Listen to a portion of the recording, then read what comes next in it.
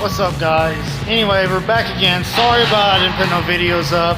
And the same car wash that we started breaking down, here you go. I just painted, we just got finished painting it. My kids and I did this, knocked it out. Now we're putting all the equipment back in. It looks much open, much better, a lot better than before.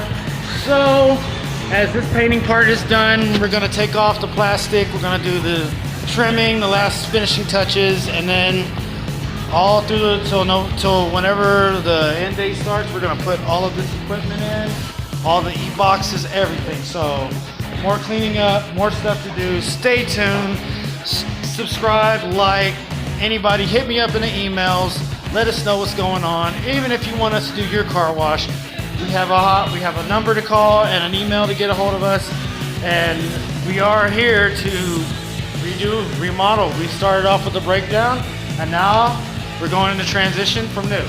Look at that ceiling, from dirty to clean, all in one day. Stay tuned for more in the future. Thank you.